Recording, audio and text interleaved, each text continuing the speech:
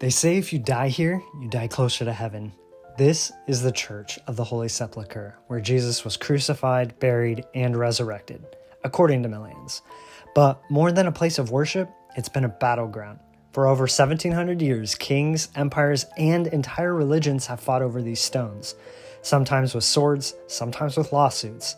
6 denominations still guard it like the divine chessboard, arguing over who owns which step, which candle, and even which door key. And in the center of it all, a wooden ladder, unmoved since the 1700s, because touching it might cause a war. This is sacred ground and sacred chaos. I'm James, but online I go by Andrade. In this series, I travel, sometimes in person, sometimes through deep dives like this, to the world's most iconic and enigmatic landmarks. As I sketch them live, this one in watercolor, we uncover not just their architecture and history, but also their hidden symbols, strange legends, and even the conspiracies that make them truly unforgettable. In this episode, we'll explore how the church was built, destroyed, rebuilt, and reclaimed over and over again, the architectural mashup that reveals its chaotic past, sacred rituals, miraculous legends, and relics kept inside, political drama that still plays out daily, and a bizarre frozen-in-time mystery, that famous immovable ladder. Let's dive into the story. The story of the Church of the Holy Sepulchre begins in the 4th century AD when Roman Emperor Constantine the Great ordered its construction. His mother Helena made a pilgrimage to Jerusalem and identified what she believed to be the exact site of Jesus' crucifixion and burial. Beneath a pagan temple stood the rock of Golgotha and the nearby tomb, both entombed ironically beneath centuries of Roman desecration. Constantine razed the temple and replaced it with a massive basilica, the Church of the Resurrection. By 614 AD, the church faced its first great devastation. The invading Persian army torched its structure and captured the true cross, Christianity's most revered relic. The Byzantine Emperor Heraclius eventually reclaimed it, but the building was forever changed. Earthquakes, riots, and more conquests followed. When the Fatimid Caliph al-Hakim ordered the complete destruction of the church in 1009, it was reduced to rubble once again. Only the underground rock-cut tomb partially survived. And yet, the church refused to die. Over the next several centuries, Byzantine emperors, Crusader kings, and rival Christian sects helped rebuild it, each layer leaving its mark. The Crusaders gave it much of its current Romanesque form in the 12th century, heavy stone arches, round arched windows, and a central dome above the tomb. Later additions stacked on Gothic elements and mismatched masonry, turning the church into a kind of architectural palimpsest, layer upon layer of history, patched and repatched like a worn-out manuscript. The Holy Sepulchre's interior is a complex maze of chapels, altars, stairways, and tunnels. It houses not just one sacred site, but several. The stone of anointing, where Jesus' body was prepared for burial, the site of the crucifixion, atop a rocky Calvary, and most sacred of all, the edicule, a small dome structure enclosing what's believed to be Jesus' actual tomb. Every step inside is dense with ritual, emotion, and centuries of theological baggage. The building is less a single coherent design and more a sacred battleground, physically and spiritually. The Greek Orthodox, Armenian Apostolic, and Roman Catholic churches share the primary guardianship of the structure, but smaller sects like the Copts, Ethiopians, and Syriacs also lay claim to slivers of space. Even the architecture reflects this uneasy cohabitation: cracked columns, broken staircases, and locked doors that no one dares to fix for fear of violating a centuries-old agreement. At first glance, the Church of the Holy Sepulchre isn't as visually cohesive as many European cathedrals or Byzantine domes. It's more like a stone patchwork of eras. The main facade is a weathered blend of Romanesque arches and Crusader-era walls, with mismatched columns and aging stone that bears the scars of countless sieges. Unlike soaring Gothic spires or symmetrical domes, the church's beauty lies in its sacred chaos. Each brick a witness to conquest, collapse, and resurrection. Walk through its threshold and you're met with a stone of anointing, a polished slab where Jesus' body was believed to have been prepared for burial. Pilgrims kneel, weep, and press rosaries or cloths to the stone in deep reverence. Above it, large lamps, gifts from rival Christian sects, dangle from iron chains, each one claiming a fragment of sacred narrative. Every inch of the church is layered with devotional meaning, but also political tension. To the right, a steep staircase leads up to Golgotha, the rocky hill where Jesus was crucified. The altar here rests over the exact spot marked as the cross's location, encased in glass and gold. Worshippers line up to reach beneath and touch the stone. Architecturally, it's a powerful manipulation of space. Elevation equals sanctity. You must climb upward to reach the crucifixion, then descend again to enter the tomb, a physical journey mirroring death and resurrection. At the heart of the church lies the edicule, a small stone chapel within the larger rotunda. This is the Holy Sepulchre itself, the tomb of Christ. The rotunda dome above was added in the 19th century after multiple collapses, and its open oculus allows shafts of light to beam down, casting dramatic rays over the tomb. That spotlight from above is intentional, light as divine presence, piercing through centuries of stone and strife. Symbolically, the entire church represents a spiritual topography. The vertical climb to Golgotha, the descent into the tomb, the circular rotunda, all mirror the Christian journey of death, burial, and resurrection. Even the chaos of styles, broken staircases, and contested spaces become symbolic. This is not just a church, it's a sacred battleground, a physical embodiment of millennia of devotion, conflict, and the ever-fragile hope of unity. The history of the Church of the Holy Sepulchre is not written in ink. It's scorched into the very stone. Few sacred places have endured so many waves of destruction and rebirth, often at the hands of those who claim to protect it. From emperors to caliphs, crusaders to sultans, the church has been the focal point of not just faith, but power, rivalry, and political theater. It was originally built by the order of the Emperor of Constantine by the Great in 326 CE after his mother Helena reportedly discovered the true cross on the site. The original basilica, known as Martyrium, was massive and adorned with colonnades and a golden roof. But in 614 CE, Persian forces invaded Jerusalem and set the complex ablaze. The sacred relics were stolen and the church was left in ruins, only to be rebuilt again within a few decades. One of the most devastating chapters came in 1009 when the Fatimid Caliph al-Hakim Bir Allah ordered the total destruction of the church. The dome, the tomb, and many original walls were leveled. The event sent shockwaves across the Christian world and is considered to be one of the catalysts for the First Crusade. Ironically, it was later Fatimid ruler who permitted the Byzantines to restore the site, demonstrating just how volatile and political access to this ground has always been. The Crusader era brought both restoration and more division. In 1099, when Christian forces seized Jerusalem, they renovated the church with Romanesque architecture and expanded the layout into what we recognize today. But this period also deepened the rivalry between Christian sects.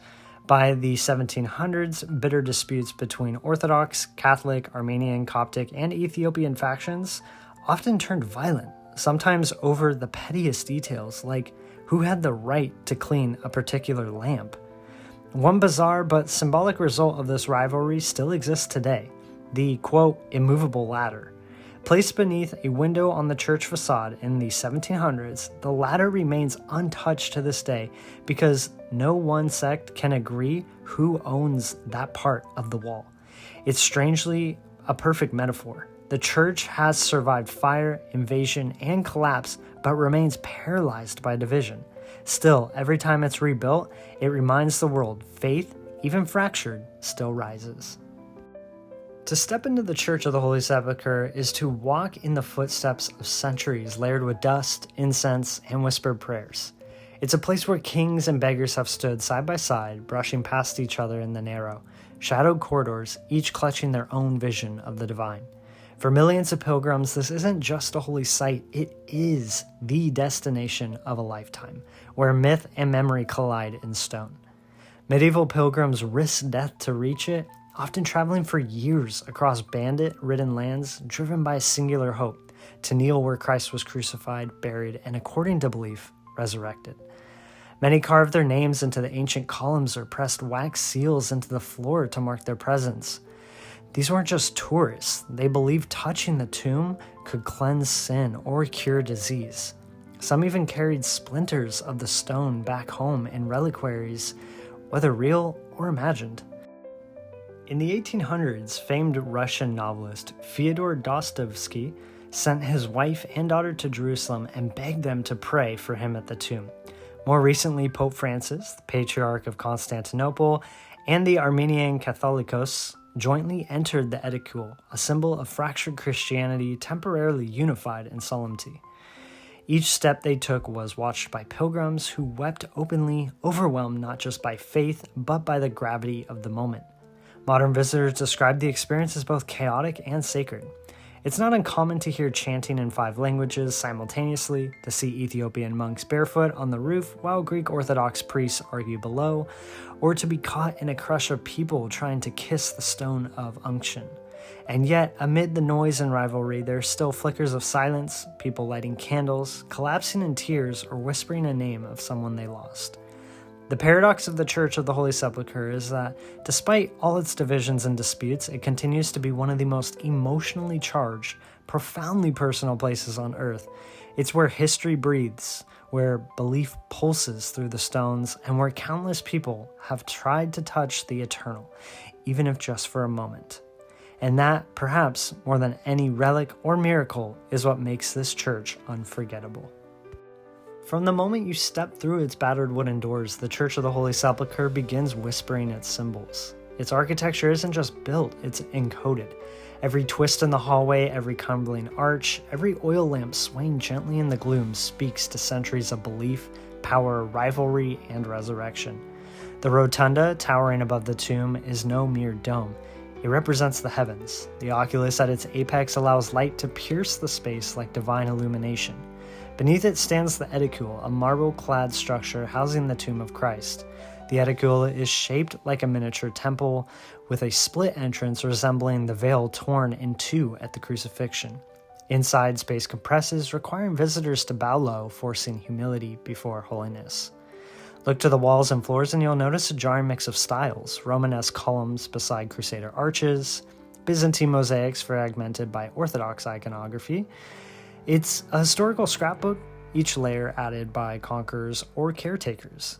The resulting collage doesn't aim for harmony, it mirrors the contentious, complicated history of Christianity itself. Even the floors tell stories. Pilgrim crosses, thousands of them, are etched into the stone, often near the entrance or at the base of columns. They weren't vandalism, they were declarations of faith, etched by weary travelers to mark a sacred arrival.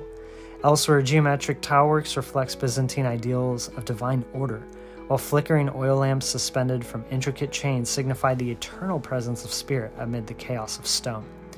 One of the most powerful symbols is barely noticeable: a small wooden ladder perched just above the main entrance, resting on a ledge beneath the window.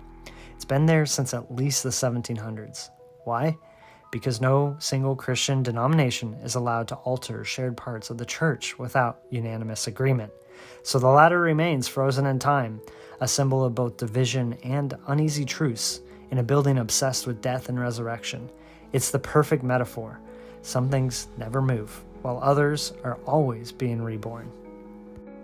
There's no place in Christianity quite like the Church of the Holy Sepulchre, and maybe, just maybe, that's why it draws not only the faithful, but also the secretive. Whispers of hidden energies, sealed chambers, and cryptic rites echo through its labyrinthine walls. Some say it's not just a church, it's a spiritual convergence point where ancient power still pulses beneath the marble. Let's begin with the stone of unction, the large red limestone slab where Jesus' body is said to have been prepared for burial. Pilgrims weep and press their belongings to it for blessings. But here's the twist. That stone was installed only in the early 1800s.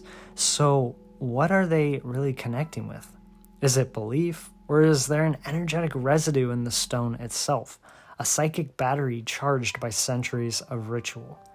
And then there's the Chapel of Adam, buried beneath the crucifixion site.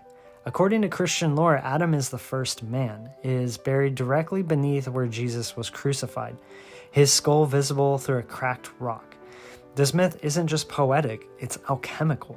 The blood of the final sacrifice seeping into the bones of the first man.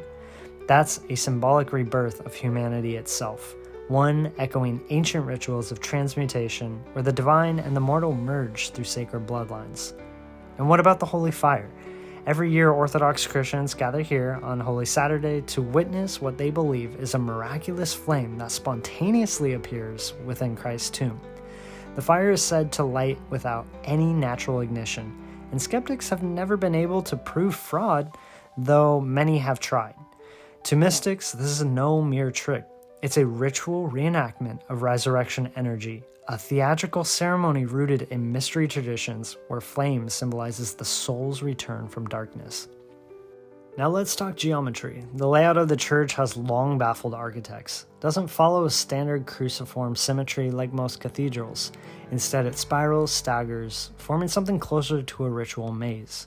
Some researchers believe that this was intentional, a labyrinthine pilgrimage meant to guide the soul through a physical journey of death and rebirth. Others claim it aligns with the ancient ley lines, subtle energy currents said to crisscross Earth. And where multiple ley lines intersect, those are sacred nodes. The Holy Sepulchre sits on one of them. Lastly, there's an unsettling modern rumor. Some visitors report auditory hallucinations near the edicule, hearing whispers in dead languages or voices that seem to come from beneath the stone. One fringe theory suggests that the tomb isn't just a burial site, it's a gate, a thin place between dimensions. If that's true, then every candle lit here might be a beacon, not just for memory, but for something trying to return. From bloody crusades to miraculous fire, from cracked skulls to hidden geometry, the Church of the Holy Sepulchre is more than just stone and story. It's a spiritual cipher layered in centuries of belief, power, and mystery. If this deep dive into the sacred and the strange sparked your curiosity, please like, subscribe, and turn on notifications so you don't miss the next chapter in this journey. Please also comment below with the next cathedral or legend you'd love to see decoded, especially the weird ones. We're building a library of secrets together. If you would like to support my work and help keep this project alive and growing, you can find prints and art on my Etsy at andrad.etsy.com, esoteric deep dives and tutorials on Patreon. Patreon supporters get exclusive access to extended art lessons, the behind-the-scenes creation process, and occult and mystical lore that are not covered in the main series. Thank you for joining me on this sketch and story, and I'll see you in the next one.